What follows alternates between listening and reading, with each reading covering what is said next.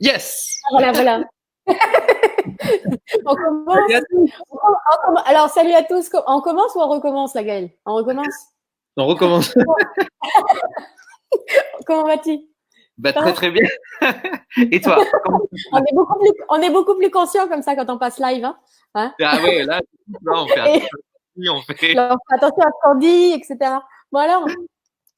Eh ben, écoute, là, ça y est, moi, je suis sorti. Donc, pour ceux qui ont suivi mes stories, etc., donc, sorti hier de quarantaine, après 14 jours dans un hôtel 5 étoiles avec vue mer et compagnie. Donc là, je suis sorti hier soir.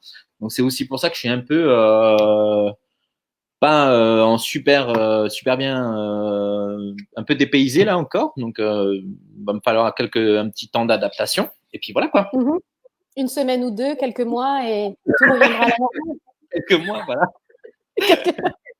Parce qu'avant que tu puisses sortir, j'imagine quand même qu'il va y avoir des changements. Oui, il y aura des changements, on va dire, ouais, c'est clair. C'est clair. Donc, non, ouais, il y a des choses. Dis-moi.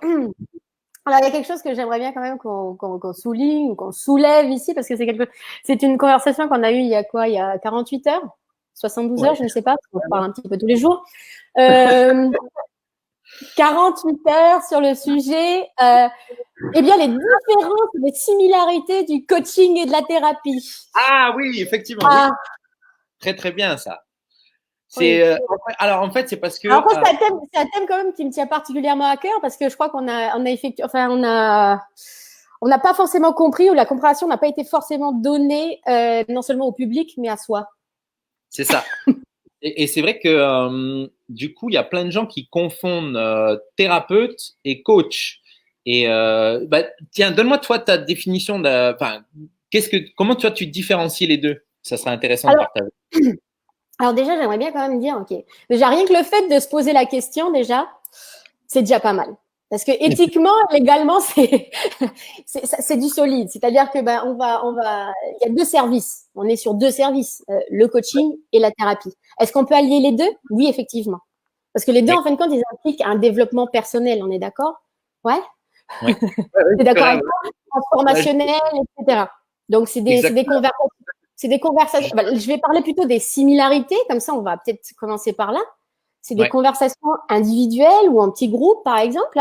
Parce que ce qui s'est passé au fil des années, c'est que j'ai vu quand même qu'il y avait pas mal de chevauchements entre les deux.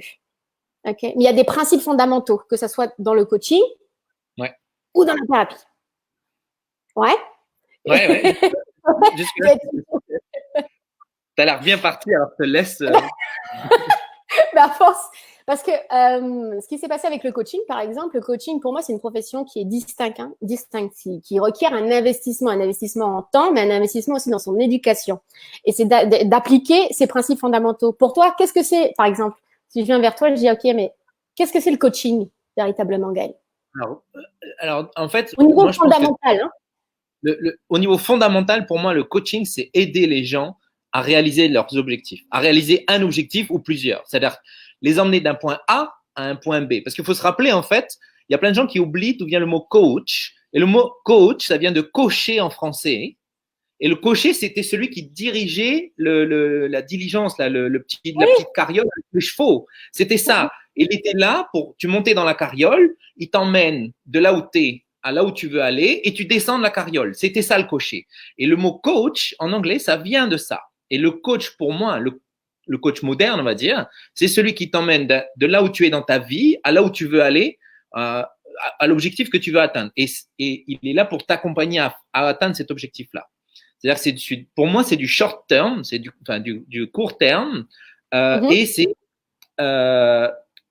mise en place d'actions, si tu veux. On va aider la personne à mettre en place des actions, on va la guider, l'aider pour mettre en place des actions pour qu'elle puisse atteindre son objectif. Ça, c'est moi, ma vision du coaching. Ok. Après, alors, qu'est-ce que c'est? T'as dit, pardon? Vas-y. Dis-moi, qu'est-ce qu'il y a? Mais moi, ce que j'ai remarqué, par exemple, les personnes qui se diraient vers le coaching, déjà, dans mon école de coaching il y a 5 ans, c'est OK. Généralement, les personnes, elles sont en bonne santé, elles cherchent simplement, comme tu viens de me dire, à atteindre des objectifs.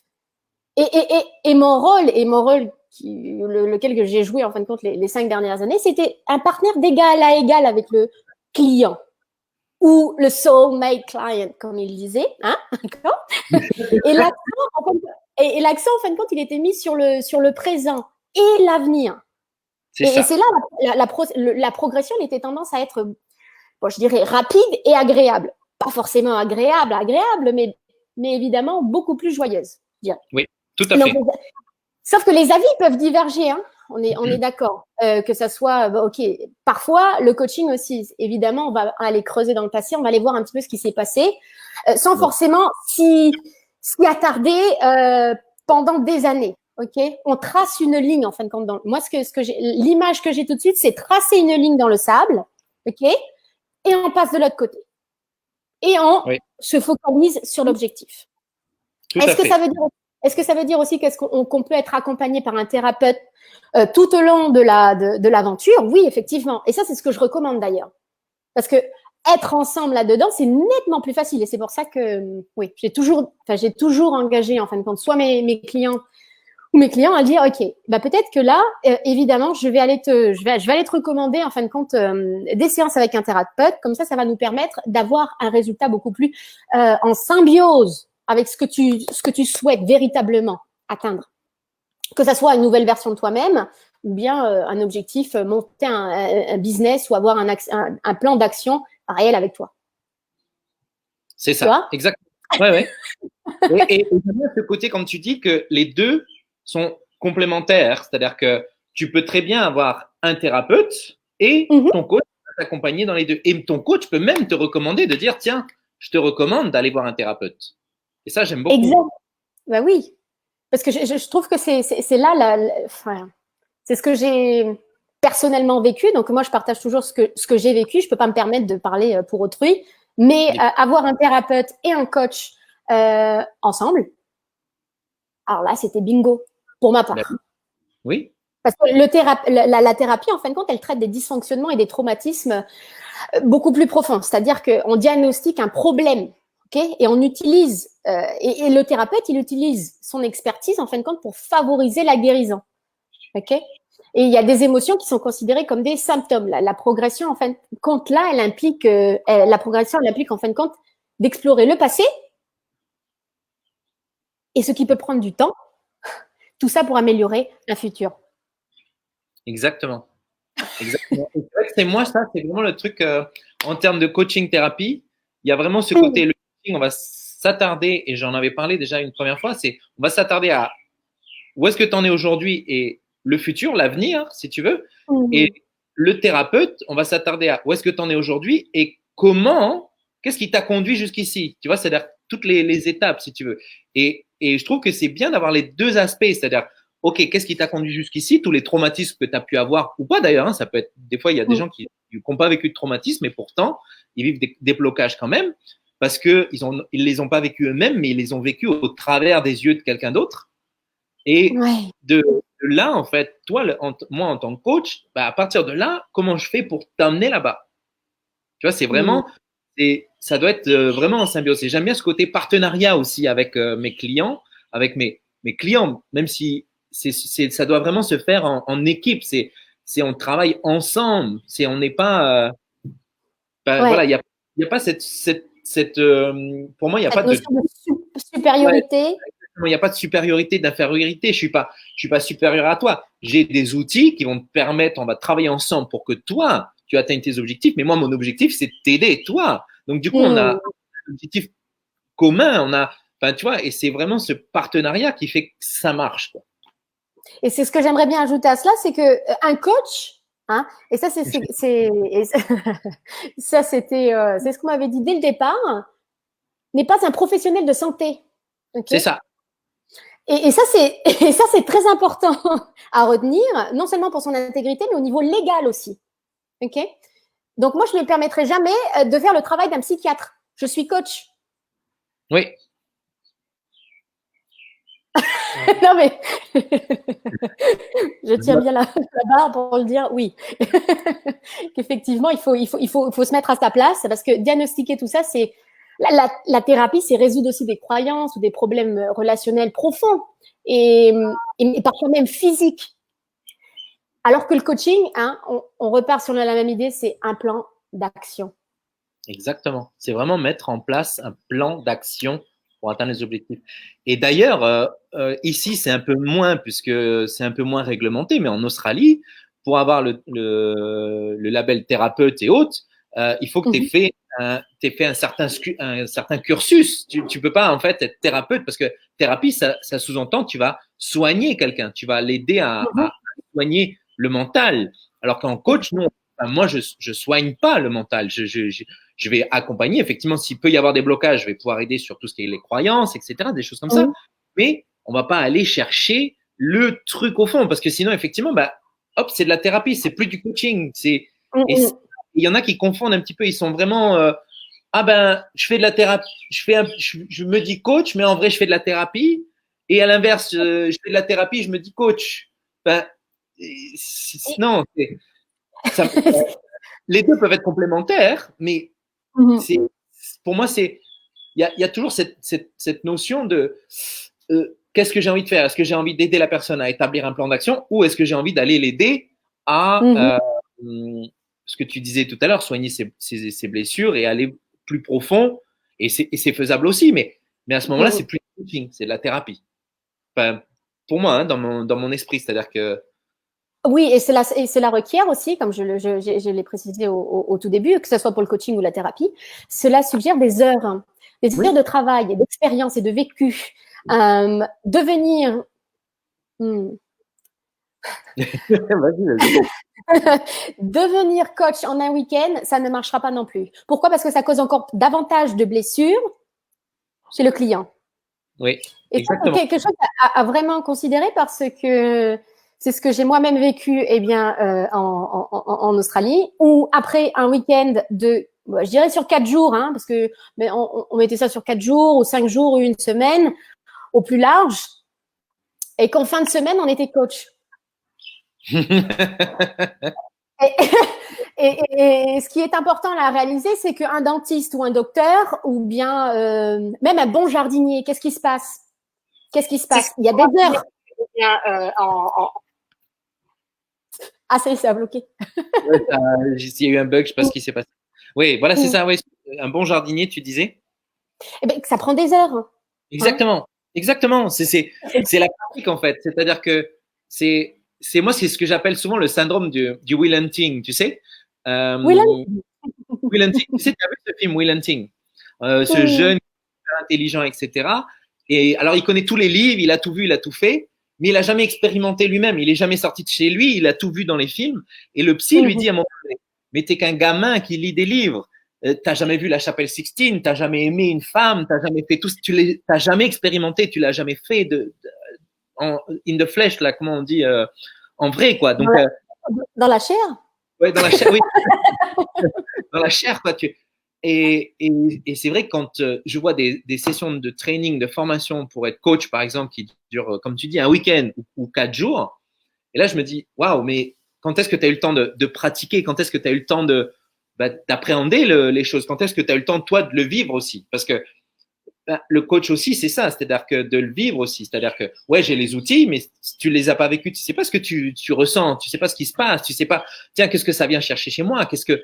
Et c'est vrai que ça, pour moi, c'est la pratique, quoi.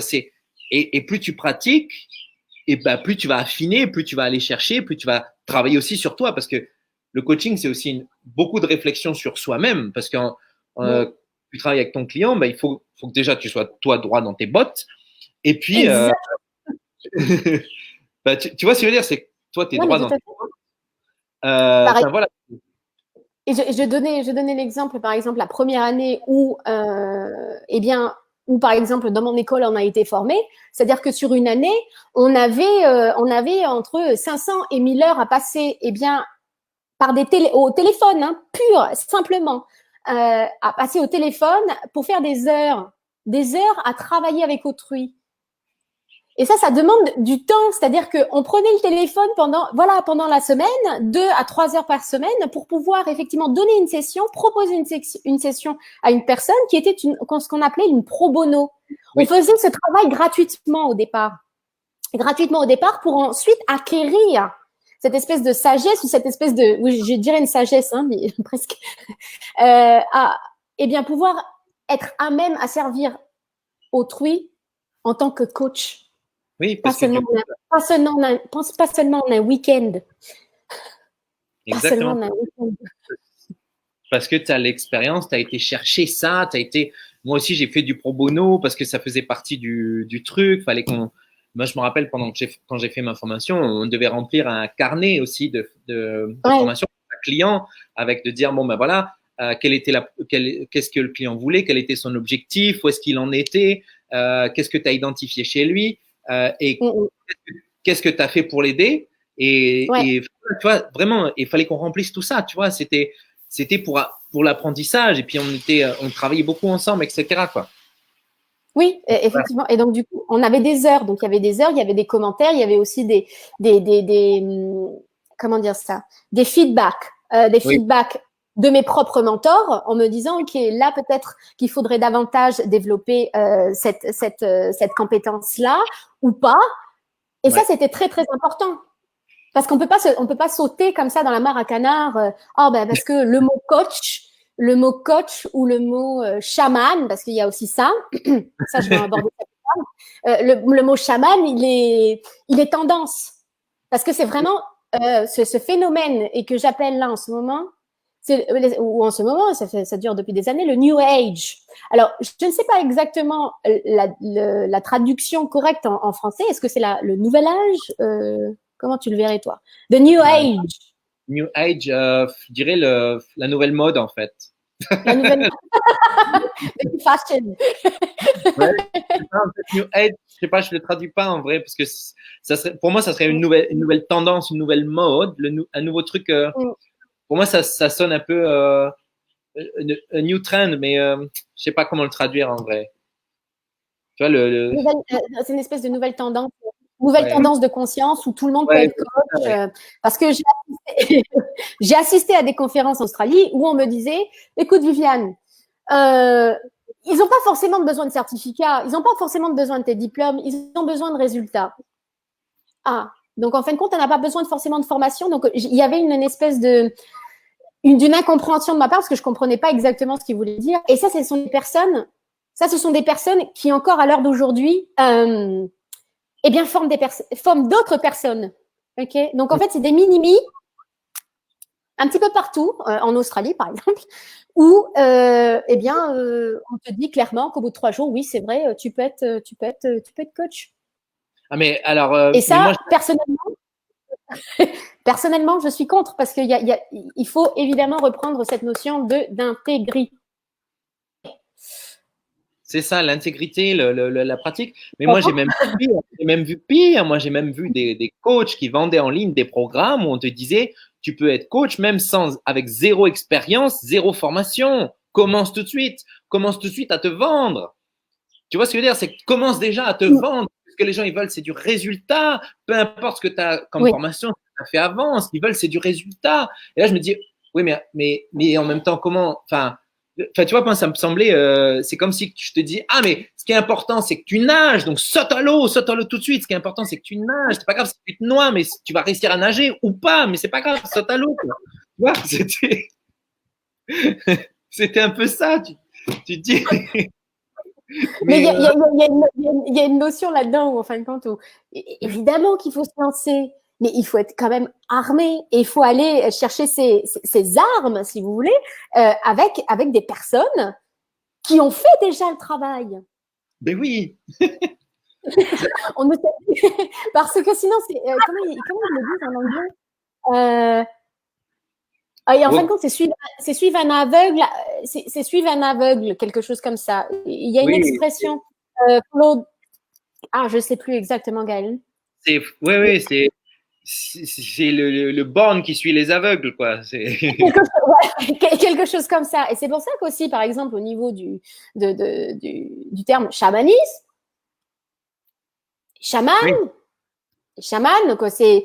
Alors, il y a eu des versions en Australie que j'ai entendues, c'est version coach chaman, coach thérapeute, tous en même temps. C'est pas exactement ce qui se passe, mais après 3 semaines au Pérou, je reviens sur les terres australiennes, je me nomme chaman. Alors, ce qui est important à retenir là-dedans, c'est qu'un chaman, quand même, c'est quelqu'un ou c'est une personne qui a une expérience qui influence le monde des bons et des mauvais, et des bons et je dirais des mauvais esprits aussi, et qui a accès à cela. Mais ça demande peut-être 35 ans d'expérience. 35 ans d'expérience, 15 ans d'expérience à travailler et à naviguer à travers l'Amazonie. Alors, alors, passer 3 semaines au Pérou, revenir en Australie, se nommer coach et chaman, eh bien, pour ma part, c'est non. C'est non, parce que surtout, c'est le chamanisme aussi, évidemment. Hein, c'est chez certains peuples d'Asie, du Nord, d'Amérique. Ce sont des personnes qui rentrent eh bien, en transe, qui font des incantations, par exemple, qui pratiquent la divination, qui a une guérison véritable avec les plantes. Et ça demande une sagesse incroyable. Alors, en 3 semaines, s'appeler plume légère par le vent, parce que on a passé 2 semaines au Pérou et on revient, ça ne marchera pas. Ça va causer énormément, je sais pas, ça va causer énormément de répercussions en fin de compte sur d'autres personnes qui croient à cela, qui sont à la recherche d'une véritable guérison. C'est se mentir à soi-même et mentir à autrui. Oui, tout à fait. Il y a cette espèce de... Non, mais je te rejoins parce que bah, du coup, je vais raconter l'histoire. Je te l'avais raconté là, de l'Indien que j'avais vu au spectacle Spirit. Oui. Un Indien à plumes, hein, pas les Indiens au point, mais les Indiens à plumes. Alors lui, je sais plus s'il se disait sorcier ou chaman ou je sais pas quoi. Donc il était plus ou moins âgé, il devait avoir la soixantaine et il disait en fait qu'il expliquait que lui, ça lui avait pris toute sa vie en fait pour devenir sorcier ou etc. Et que même encore aujourd'hui, il doutait de savoir si vraiment il était dans le bon truc. Et à côté de ça, il y avait des stands de spirit où les gens ils se disaient chaman qui avaient fait 4 jours de stage auprès de quelqu'un qui avait même jamais été voir de tribu amazonienne ou de tribu indienne ou etc. Et je trouvais ça intéressant que lui, qui venait d'Amérique, des Indiens à plumes, qui venait de tout ça, qui a vécu avec ça, et qui disait en fait, il est devenu plus ou moins sorcier chaman parce que le sorcier chaman de la tribu où il était, si tu veux, il l'accompagnait, ben, il est mort et donc ben, c'était plus ou moins son apprenti, on va dire. Et même lui encore, après 40 ans ou je sais pas combien de temps en fait de pratique et tout ça, il doutait même de savoir s'il était capable. Et donc après 3 semaines, comment tu veux te dire je suis chaman? Pour moi, c'est pas possible. C'est pas possible. Alors je vais partager cela, c'est parce que lorsque j'ai vécu en Amérique du Sud, en fait, mon propre chaman me disait, Viviane, en fin de compte, je ne suis pas un chaman. Donc, en fait, compte cette espèce de, il se disait pas forcément curandero, mais il était là pour aider, tout simplement. Et en fin de compte, il se labellisait pas du tout. Il travaillait avec les plantes, c'est les plantes qui le guidaient. Qui lui-même avait passé, en fin de compte, du temps. Alors, comment on appelle ça? Apprenticeship, Oui. en français. Il a fait un apprenticeship pendant des années. Apprentissage. Oui, apprentissage. Un apprentissage. Et en fin de compte, il n'a pas lu quelques livres et suivi quelques cours, mais il a vraiment de fortes traditions tribales.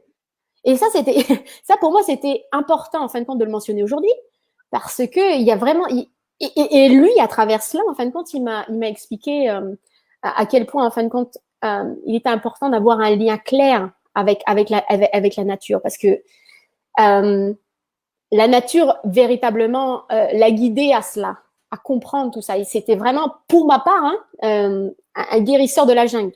Hein.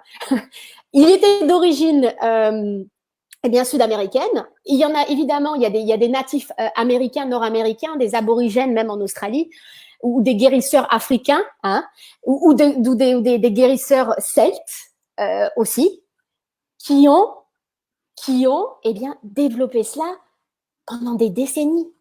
C'est ça. Des décennies, toute une vie. Alors, on ne vient pas en quelques cours ou des heures de magie ou mysticisme à devenir chaman. Et parce que ça, ce que j'appelle ça, là, c'est... en fin de compte, c'est une espèce de maladie moderne. une espèce de maladie moderne où on est… Cette espèce de narcissisme spirituel du New Age.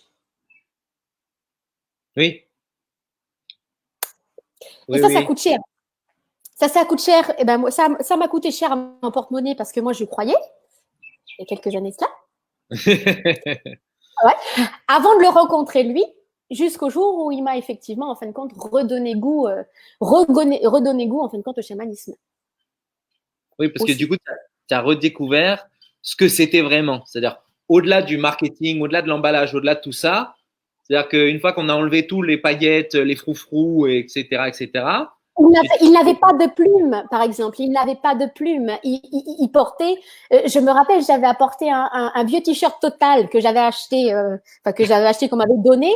Et en fin de compte, on s'habillait avec un vieux t-shirt Total, un vieux short et des vieilles claquettes. Non, c'était plutôt des bottes parce que avec tout ce qu'il y avait là-bas au niveau insectes, c'était avec des bottes.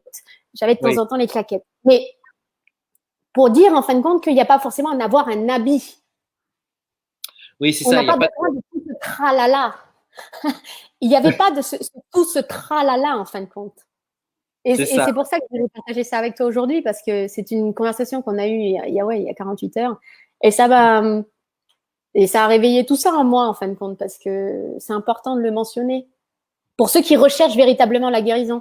Bon, évidemment, là, en ce moment, au niveau des vols, où ça va être beaucoup plus difficile. Il va falloir se diriger peut-être en ligne. Je ne sais pas comment ça va se passer au fil des années, mais il y a vraiment des personnes intègres et qui savent. Même lui, il est d'accord, tu vois, même il est d'accord.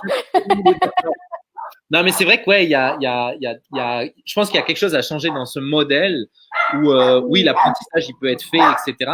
Mais il y a aussi toute une part de le vivre, de l'expérimenter, que beaucoup, en fait, aujourd'hui, zappent. C'est-à-dire que j'ai été à ce cours-là, et je le pratique pas, je l'expérimente pas, mais je vais immédiatement le vendre. Parce qu'en fait, la plupart des cours, je vais être clair, hein, moi, la plupart des cours où j'ai été de développement personnel, la plupart, c'était des cours de marketing. On va t'apprendre à vendre. Et on te fait croire, parce qu'au final, tu es tellement là-dedans, tu es tellement, je vais utiliser un mot dur, mais tu es tellement brainwashé, tu es tellement machin, que tu finis par croire que pour être bien, il faut que tu arrives à mieux vendre. Tu vois? Et donc, peu importe le label que tu mets, c'est-à-dire, allez, je vais vendre du chamanisme, je vais vendre tu m'en parlais, connais-toi l'utérus, ou je ne sais quoi. Et en fait, c'est comment je vais vendre mon produit. Et je ne cherche pas à faire de recherche pour que tu ailles mieux ou pour que tu atteignes tes objectifs, etc. Du moment que toi, tu m'achètes mon produit parce que je suis sûr que j'ai un super truc à vendre, que je ne l'ai jamais testé ou je ne l'ai jamais expérimenté ou ça a marché une fois. Et en fait, ça me rappelle énormément, je vais dire un truc, mais ça me rappelle énormément la ruée vers l'or aux États-Unis. Il y avait deux types de personnes, la ruée vers l'or aux États-Unis. Il y avait les chercheurs d'or, d'accord, et il y avait ceux qui vendaient les pelles et les pioches.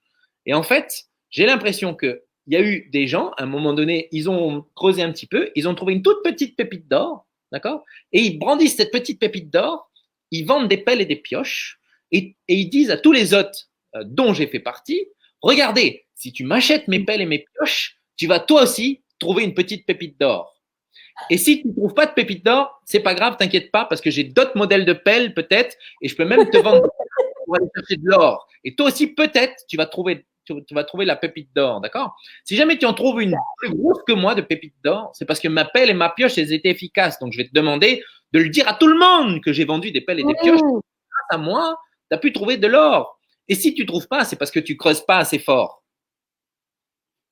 Tu n'as pas été assez fort, oui, exactement. Ça. Et ça, on l'a entendu à maintes reprises. Hein. Je ne sais pas toi personnellement, moi je l'ai entendu à maintes reprises. C'est parce que tu n'as pas été assez loin, tu n'as pas été assez fort. Exactement. Mais bien sûr, je l'ai entendu, mais alors des milliers de fois pendant ces 2 années, moi en Australie, j'ai assisté à des centaines de séminaires, de formations en ligne et tout. Mais si tu y arrives, c'est parce que la formation, le training, il est génial. Si tu n'y arrives pas, c'est parce que tu n'as pas essayé assez fort, c'est parce que tu n'es pas concentré, c'est parce que de toute façon, ceux qui réussissent pas, c'est ceux qui abandonnent et tu as dû abandonner avant ou tu n'as pas mis assez d'énergie ou tu n'as pas mis. Enfin, C'était toi le problème dans tous les cas. Et en fait, pour en revenir à cette histoire de recherche de chercheurs d'or, ceux qui s'enrichissaient, c'était pas ceux qui allaient chercher l'or, hein, c'est ceux qui vendaient les pelles et les pioches. Hein. Et on est exactement dans le même modèle, c'est-à-dire exactement, rien n'a changé. Rien n'a changé en final. Et là, cette année, je pense que c'est parce que on est aussi sur le territoire néo-calédonien et qu'il y a eu, je pense qu'il y a eu un amalgame en fin de compte de toutes ces expériences passées, soit dans ta vie, toi, pour toi et moi en parallèle aussi, qu'on arrive en fin de compte à ces révélations ici pour ne pas en fin de compte retomber, pour que d'autres personnes en fin de compte fasse extrêmement attention à ce qui est proposé à l'extérieur ou bien à ce qu'on peut vous vendre en fin de compte sur Internet à travers des vidéos.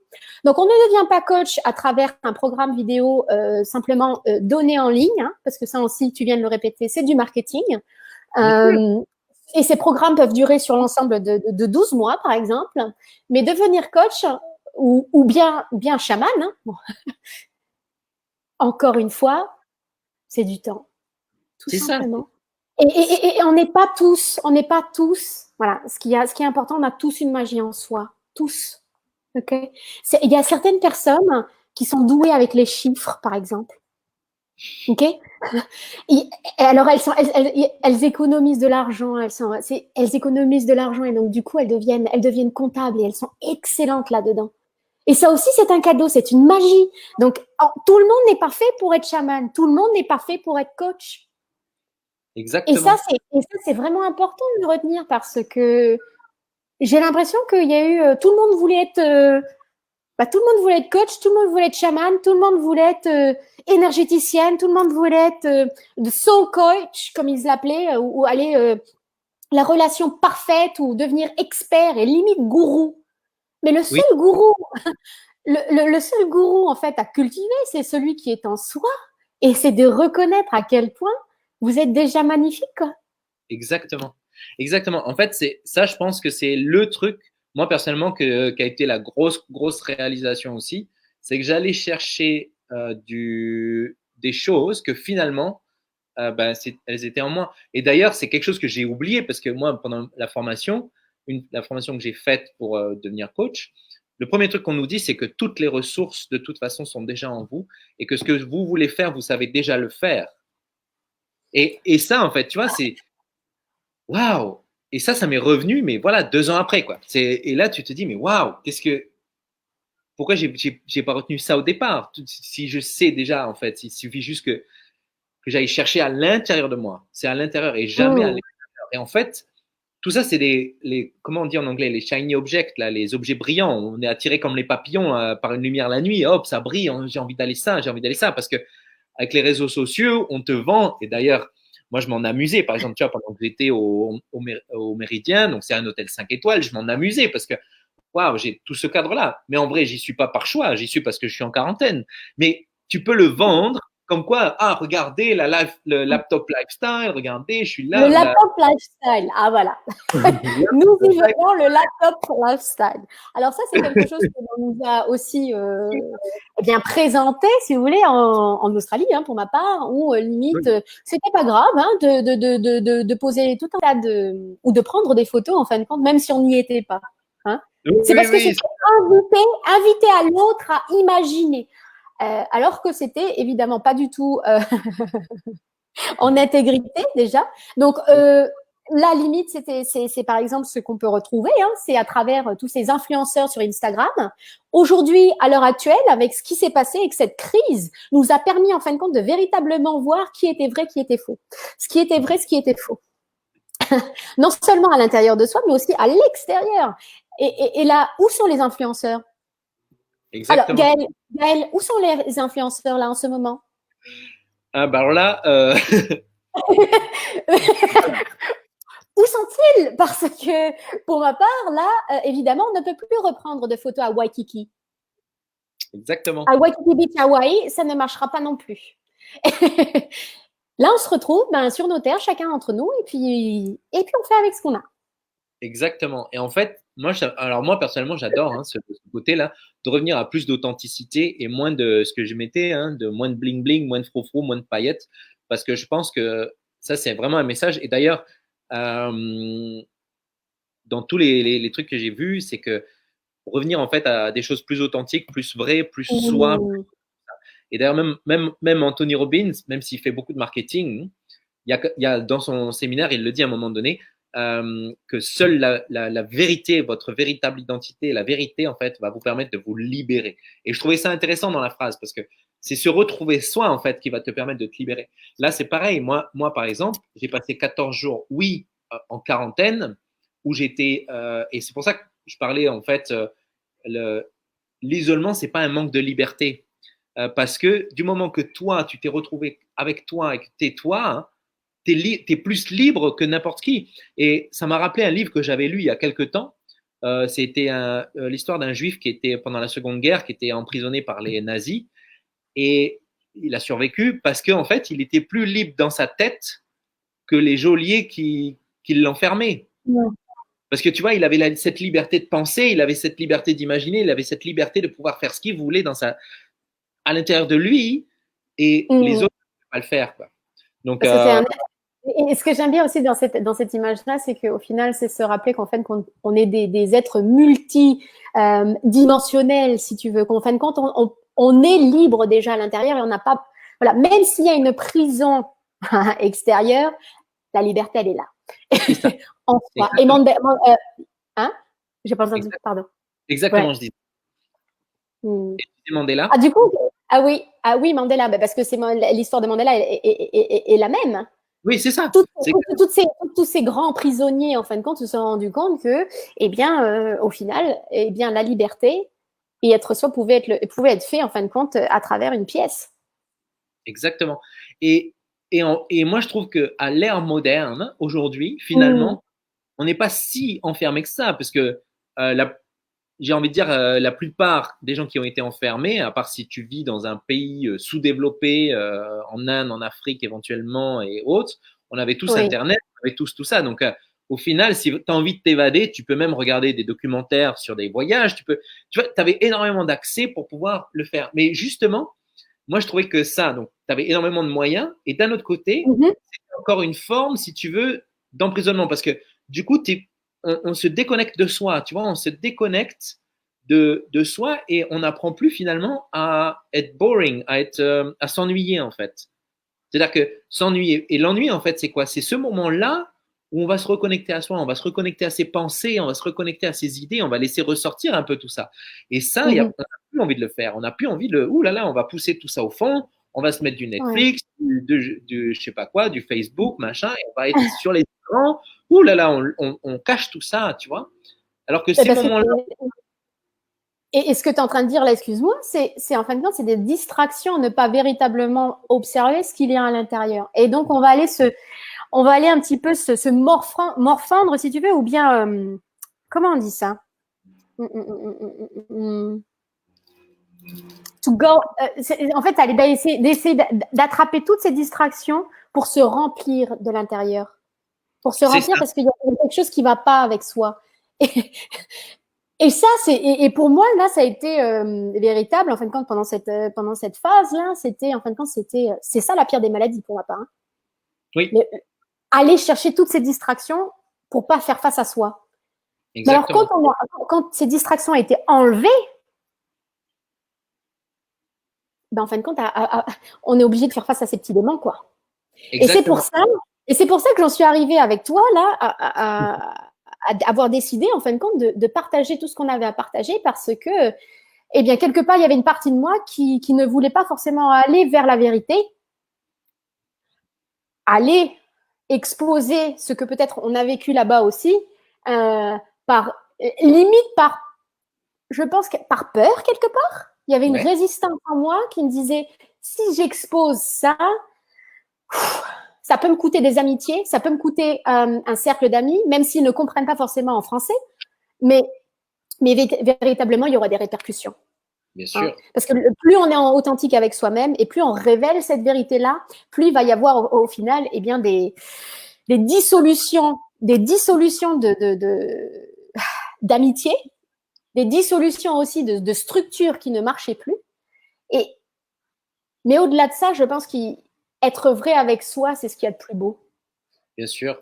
Alors, je te rejoins totalement. Et en fait, moi, ce que je me suis aperçu, c'est que plus tu es vrai, en fait, et plus tu deviens le miroir, plus les gens, en fait, s'éloignent de toi ou se rapprochent de toi parce qu'en fait, tu deviens leur miroir. C'est-à-dire que plus tu es authentique, plus tu es vrai, c'est-à-dire que tu n'es plus un simple reflet qui brille, un objet qui brille, d'un seul coup, d'un seul, tu leur renvoies une image d'eux que peut-être ils n'acceptent pas. Et donc, ils préfèrent s'éloigner de toi parce que ah, j'ai pas envie de voir ça chez moi, donc je vais m'éloigner d'elle.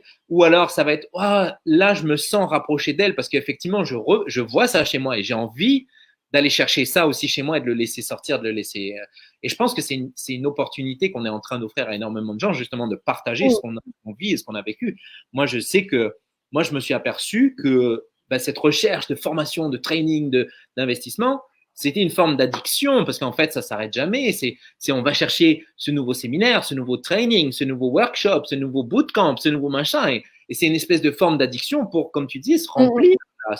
On va aller chercher à se remplir parce que c'est une forme de divertissement au final, de divertissement pour s'éloigner de soi parce que ah là là, j'ai ça, alors j'ai ça, mais comme je veux pas aller le soigner, je vais aller faire un nouveau training où on parle de ça. Et puis, ah, je vais aller faire un nouveau truc où on parle de ça, ou je vais faire un nouveau workshop et un nouveau truc. Alors que le travail doit se faire d'abord à l'intérieur. C'est vrai. Et se détacher de moi, ce que j'ai appelé des addictions, on peut les appeler comme on veut, mais pour moi, ça a été, et moi, je l'ai vécu comme ça.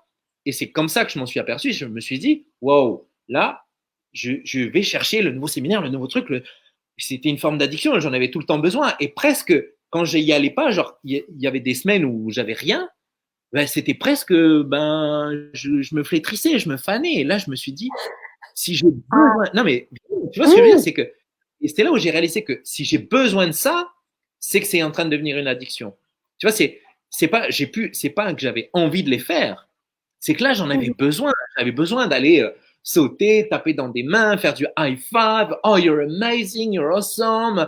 Oh, c'est trop génial. C'est be you, mais be you, be you, be you, be you. Mais au final, on ne sait pas véritablement qui on est et en fin de compte, on se nourrit des croyances des autres, parce que c'est ça aussi, une croyance de l'industrie, à quoi devait ressembler l'industrie du coaching en Australie ou de l'entrepreneuriat. Et en fin de compte, on nous vendait une image qui n'était pas forcément en adéquation avec qui l'on est. C'est ça. Donc, pendant les conférences, et je sais que toi aussi, tu as dû y assister, et c'était limite, je pense qu'il y avait une partie il y avait une espèce de shaming, que si vous ne faisiez pas ces démarches-là, ou vous ne preniez pas ces initiatives-là, non seulement vous n'alliez pas réussir, parce que nous avions la méthode, et vous étiez encore à ce niveau inférieur, et vous deviez arriver là où nous sommes. Donc, il y avait encore cette espèce de notion, je vous mets sur un piédestal, je suis sur un piédestal, vous êtes en bas.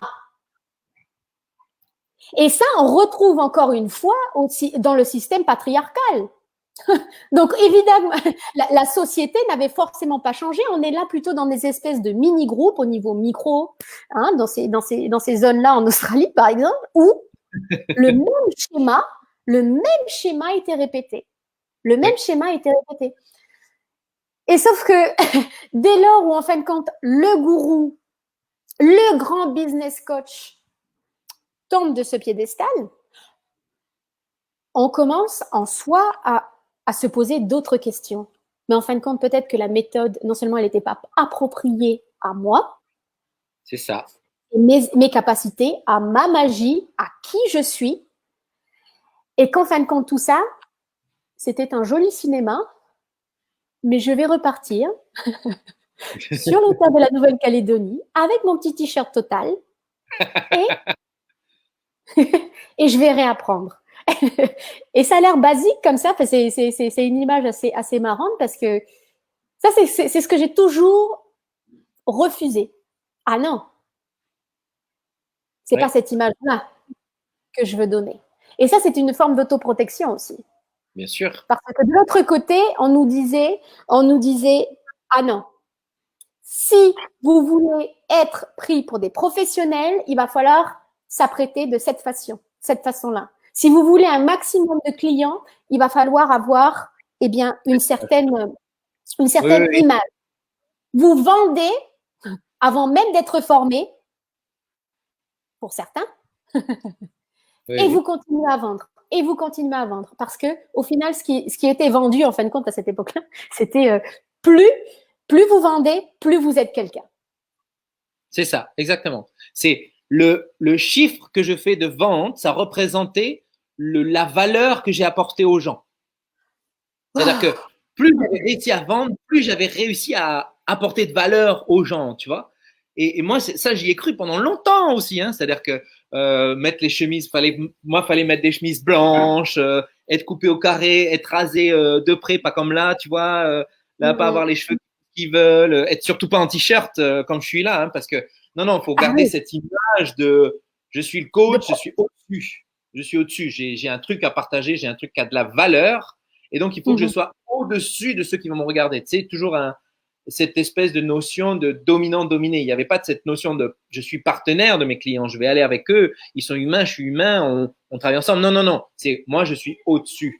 Je vais enseigner, je vais donner. Tu vois, c'est moi, je suis le gourou, là, comme tu disais tout à l'heure. Je suis le. Tu vois? Je suis le gourou, oui. Je suis le gourou. Et c'est ce qui s'est passé, en fin de compte, pour ma part. Et c'est pour ça que se détacher, en fin de compte, de cette industrie, hein, parce que l'industrie en elle-même n'est pas ni bonne ni mauvaise. Elle est ce qu'elle est. C'est ça. Mais mon expérience et ma vérité là aujourd'hui par rapport à tout cela, c'est que j'ai personnellement, en fin de compte, décidé de me détacher de ce domaine-là, en fin de compte, de l'industrie, parce qu'il ne me correspond plus du tout. Donc, est-ce que c'est peut-être un retour aux racines, peut-être un retour à ce t-shirt total? Certainement. Mais c'était aussi aborder, en fin de compte, l'entrepreneuriat d'une autre manière, parce que, oui, ça a forcément, en fin de compte, et je pense que de nombreuses femmes aussi ou hommes ont vécu cela. C'était vraiment, en fin de compte, il y a eu cette blessure ou ce trauma où, en fin de compte, on nous a retraumatisés quelque part, reculpabilisés par le fait que, vous n'y êtes pas arrivé. C'est ça. Il y a ce shaming. Et ce shaming-là, on le retrouve à travers la communication générale. Et je pense que c'est très, très important, et surtout en ce moment, de ne pas projeter ce shaming à l'extérieur de soi, que ça soit pour les relations personnelles ou bien de les relations professionnelles. Hein. Mais c'est vrai qu'il y a, on s'en rend pas compte, mais dans l'industrie du coaching qui est censée être bienveillante, etc., en fait, quand tu es dedans, et il y a peu de gens qui en parlent parce qu'ils ont tous très peur finalement, parce qu'il faut pas sortir des rangs, mais il y a ce shaming dont tu parlais, c'est-à-dire que si tu réussis pas, c'est que t'es rien, t'as pas fait ce qu'il fallait, c'est presque t'es nul, on te montre du doigt presque, tu vois, t'as pas fait ce qu'il fallait, t'as pas mis assez d'action, voilà, c'est bien. Et si je peux ajouter ça, Gaël, c'est en fin de compte, il continue si tu veux, à te vendre et te revendre d'autres programmes, parce que là, on vient t'expliquer, mais t'as pas réussi ça encore.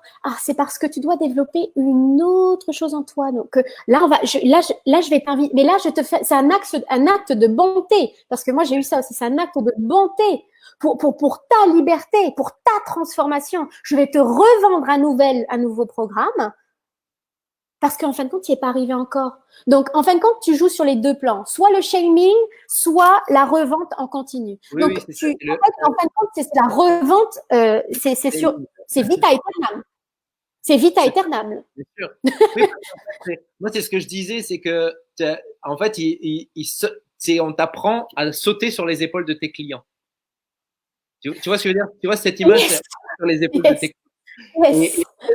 Et c'est là où moi, par exemple, là, j'ai eu une conversation hier avec une personne et je dis, voilà, moi, mon objectif, c'est qu'à terme, ce soit très court, on part sur 3 mois, c'est qu'à terme, tu sois autonome. C'est-à-dire que c'est que dans 3 mois, si après les 3 mois, tu me rappelles, c'est pour autre chose de différent que tu auras envie qu'on réalise ensemble. Mais pas parce que tu vas me dire, ouais, mais parce que là, en fait, je suis encore bloqué. Non, parce que moi, l'objectif, c'est de te rendre autonome. Tu vois, il y a ce truc avec les coachs et autres, c'est on va pas rendre les gens autonomes parce que sinon ils vont plus nous payer. Eh ben, c'est entretenir cette relation. Et ça, et on en parlait encore. Ouais, on en parlait. C'est entretenir cette relation pour me permettre à moi C'est ça. de maintenir, eh bien, mon compte en banque au plus haut. Exactement. Et ça, lorsqu'on a compris ça et qu'on a fait un nombre incalculable de conférences et qu'on commence à se rendre compte, en fin de compte, de cette espèce de cinéma que l'on nous a vendu, il y a véritablement un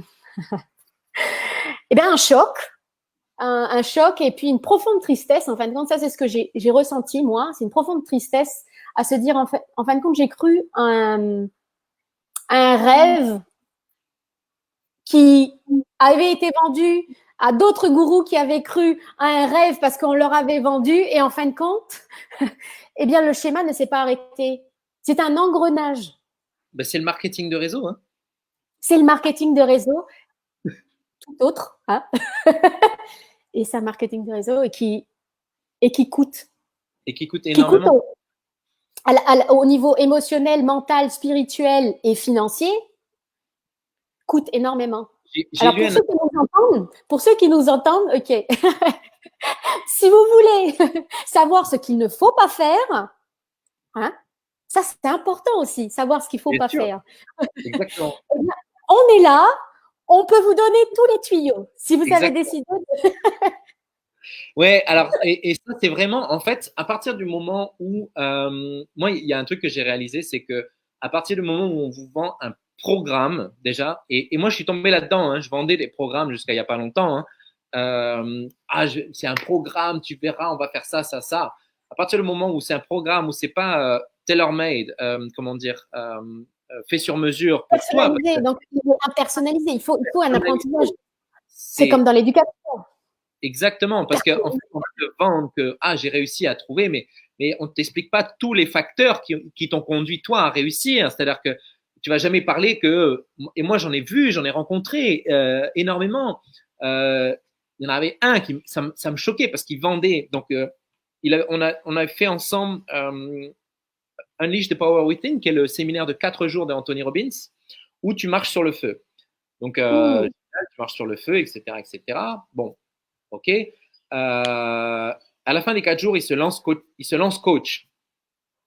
D'accord.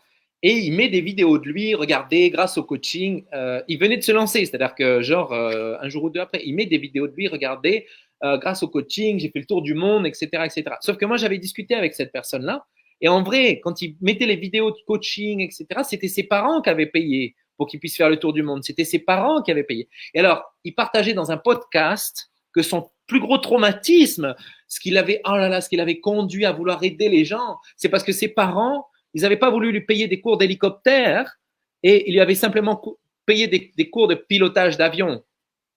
Et lui, ça l'avait traumatisé, tu peux pas t'imaginer. Et là, je me suis dit, mais comment cette personne, elle peut…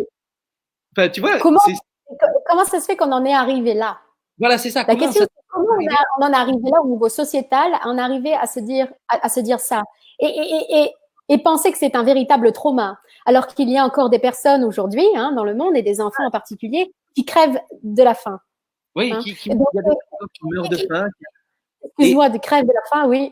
Non, c'est grève de la faim, crève de la faim.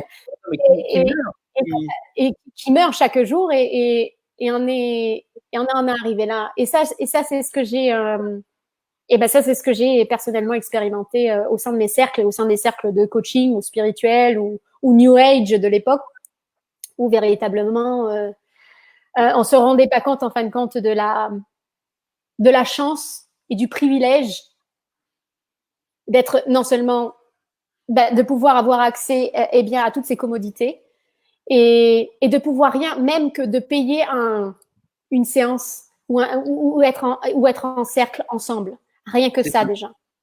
Exactement. Rien que ça, c'était un cadeau. C'était un cadeau et c'était parfois même un miracle pour certains. Mais à quel point c'est important en fin de compte de relativiser, parce que véritablement on est privilégié. Pour la plupart, on est privilégié. On a accès à l'eau, la nourriture. Nous avons un toit au-dessus de la tête. Et si et voilà, et si on a envie d'améliorer un petit peu non seulement ce qui se passe en soi, mais aussi au niveau à l'extérieur de soi, c'est de reconnaître cela, que nous avons véritablement de la chance hein, pour la plupart. Mais exactement, mais c'est vrai que c'est une chance et moi j'ai écouté énormément de séminaires et il y a beaucoup de gens qui prennent comme modèle Tony Robbins et c'est un excellent marketeur et ça j'ai appris énormément aussi avec lui, hein. Il a des bonnes choses et son mentor à Tony Robbins c'était Jim Rohn. Et moi il y a quelque chose d'intéressant en fait quand j'écoute Jim Rohn, pour ceux qui parlent anglais parce que ça n'a pas été traduit, Jim Rohn sur Audible, il y a quelque chose qui dit qui est très intéressant et qui rejoint un peu ce que tu dis, c'est d'abord soyez grateful, enfin soyez reconnaissant d'abord pour tout ce que vous avez. Déjà, c'est la première chose, c'est remercier pour tout ce que vous avez et faites d'abord des choses simples avant de vouloir. Il disait, tout à l'heure, tu parlais du comptable et ça m'a fait penser à ça aussi. Par exemple, si tu n'as rien besoin de faire, il suffit juste que par exemple tu mets un peu d'argent tous les mois de côté, ben, dans 10 ans, tu es riche. Tu vois et il disait en fait, revenez à des choses basiques et parce qu'en fait, sinon, bah, votre vie, elle n'aura pas de sens. Et là, je suis en train de lire un livre en ce moment pour ceux que ça intéresse. Enfin, c'est Homo Deus. C'est Yuval Noah, c'est celui qui a écrit Sapiens. Et il explique en fait qu'on est arrivé à un mode de vie. Et là, j'ai lu il n'y a pas longtemps. Parmi les coachs, par exemple, il y a un taux de suicide qui est assez impressionnant de gens qui sont coachs. Et je trouve ça fabuleux. Et là, par exemple, il expliquait que plus notre société devient riche, plus le taux de suicide augmente. Et ça, pour moi, c'est une corrélation qui est très intéressante. Il disait, ben oui, parce qu'au Moyen-Âge, tu voulais rendre quelqu'un heureux, tu lui filais un bout de pain, et ça y est, c'était l'homme le plus heureux du monde, avec un bout de pain. Tu vois? Mais maintenant, comment tu fais pour rendre heureux quelqu'un qui a trop à bouffer dans son frigo, qui a trop de divertissements dans tous les sens, et qui ne sait plus quoi faire de son temps? Parce qu'on a tellement de gadgets qui sont censés nous faire gagner du temps aujourd'hui, entre la machine à laver, le micro-ondes, le machin, qui sont censés nous faire gagner du temps, et on a moins de temps qu'avant quelqu'un qui est du Moyen Âge. Tu vois ce que je veux dire? C'est que c'est fou, on s'est créé un espèce de… Et lorsque l'on a plein de temps, on essaie de se distraire davantage avec ce qu'on nous a donné auparavant. Donc, ça, à travers Facebook, à travers Netflix, à travers tout un tas de distractions. Et ce que je rappelle là, c'est retrouver cet équilibre. C'est ça, retrouver l'équilibre de revenir à soi et de retrouver cet équilibre de prendre le temps. C'est-à-dire que en Calédonie, on est épargné il y a 2 saisons et demie, on va dire, mais il y a des saisons, il y a un rythme dans la vie, il y a un rythme, et on ne peut pas aller plus vite que ce rythme-là. On ne peut pas planter en hiver en espérant avoir des fruits au printemps. On ne peut pas espérer on peut pas planter une graine aujourd'hui, se réveiller demain et espérer récolter des pommes. Non, c'est pas possible. Et avant rien même que de planter, c'est d'avoir des bases, des fondations solides pour pouvoir en fin de compte, semer. Peu importe quand est-ce que ça va arriver, le moment de la récolte. C'est apprécier ce moment-là. Mais ce que je tenais à préciser là, c'est vraiment ne pas agir avec impulsivité aussi. Pendant cette période ou même tout au long de l'année, hein, je dirais même en 2020, parce qu'on va vouloir se rattacher à des là par exemple, si c'est la crise financière, évidemment il va y avoir une récession, mais ce que je voulais dire par là, c'est d'aller vite chercher la clé, le nouveau programme, aller se disperser dans tous les sens et en oublier ses fondations, en oublier qui nous sommes. Pourquoi j'en parle? Parce que comme je te l'ai dit il y a quelques jours de cela, j'ai l'impression de m'être réveillée d'un coma encore une fois. Et ça, c'est à chaque fois, j'ai l'impression de me répéter là-dedans, et c'est véritable. Parce qu'à force d'avoir agi avec impulsivité, aller à la recherche, comme tu disais, de ce shiny object, eh bien, tu te perds. C'est ça. Et lorsqu'on est totalement perdu, Gaël, qu'est-ce qui se passe? Qu'est-ce qui se passe quand on est totalement perdu? Eh bien, au final, on se retrouve. Exactement. J'aime bien cette image, quand on est totalement perdu, on se retrouve. Mais pour se retrouver, encore faut-il en fait prendre le temps de se dire « Ah, je suis perdu ». Et ça, c'est ce que toi, tu as fait. Plein de gens ne font pas. Et parce qu'en fait, des fois, on est tellement… C'est un peu ce que je te disais il y a 2-3 jours. Il y a des fois, en fait, tu vas te lever, tu dis, ah, tiens, je vais aller chercher ça. Tu te lèves, tu vas chercher, tu sais plus ce que tu vas chercher. Et tu prends autre chose, et tu te prends autre chose, et tu prends autre chose. Et ben là, c'est un peu la même chose. Tu te perds toi-même en fait, en étant à la recherche de toi, tu te perds toi-même. Alors qu'au départ, si il avait suffi de pas bouger, tu sais, c'est un peu toujours pareil. On te dit souvent, quand tu es perdu ou que tu perds ton gamin ou que tu perds quelqu'un, bouge pas, il faut attendre. Tu vois, c'est la première règle. Les pompiers, tout ça, les gens de la sécurité, ils te le disent. Si tu te perds comme ça, reste là, ne bouge pas, parce que si quelqu'un te cherche, ben, au moins tu es là, tu bouges pas et on sait que tu es là. Et nous, qu'est-ce qu'on fait? Eh bien, on se met à se trimballer partout, de séminaire en séminaire, on court partout dans tous les sens, en train de se chercher soi-même, alors qu'il suffirait juste de pas bouger. Mais je pense que quelque part aussi, rien que cette aventure m'a permis d'être là aujourd'hui avec toi, à pouvoir partager tout ceci. Donc, si ça pouvait, en fin de compte, aider d'autres personnes, eh bien, peut-être à éviter tous ces tracas, c'est avec plaisir que, là, je vais continuer à partager toutes ces bourdes ou toutes ces erreurs, parce que je pense que Vas-y. je pense qu'il n'y a jamais eu rien de plus beau au final pour ma vie, à moi, d'avoir fait tout ceci là. Et encore, j'ai que 34 ans. Ok.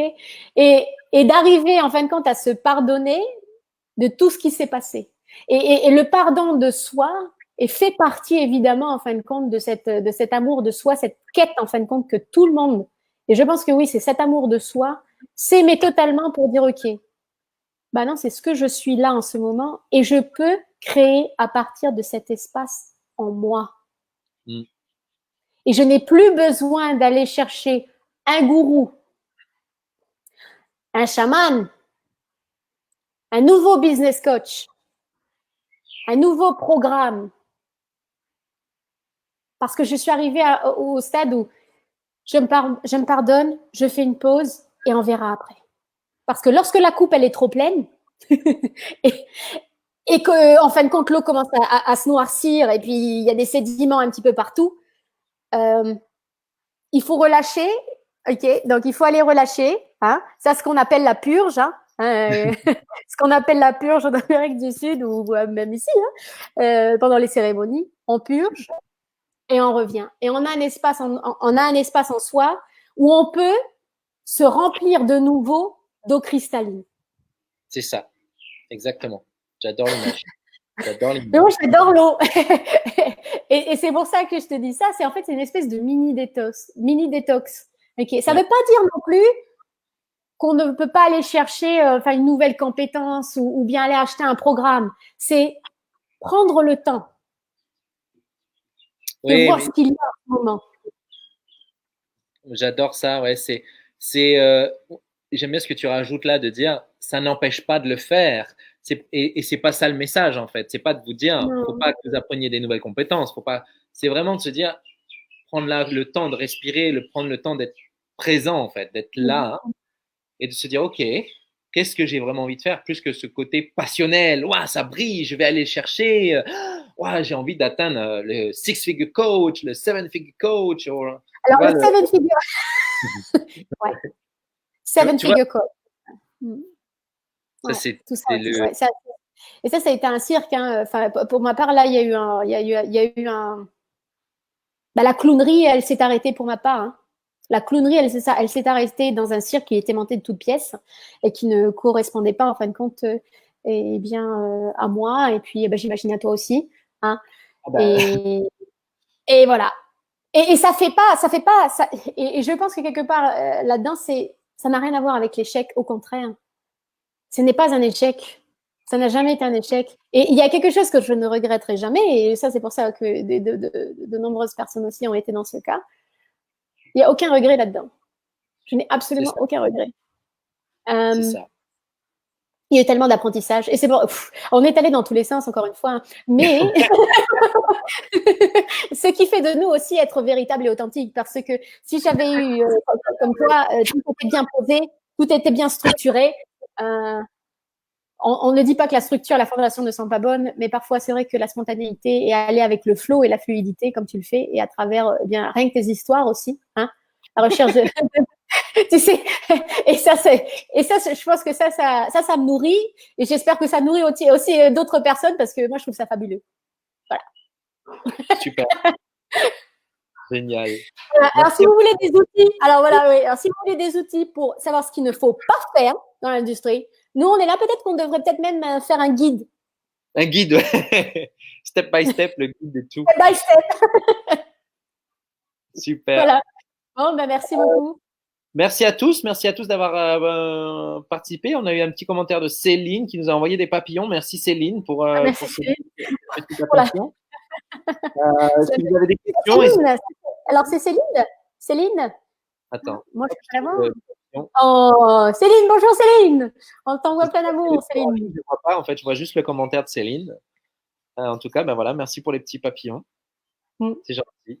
Merci beaucoup. Allez, ben, on se dit à la semaine prochaine. À la semaine prochaine. À bientôt. On verra bien. Ciao.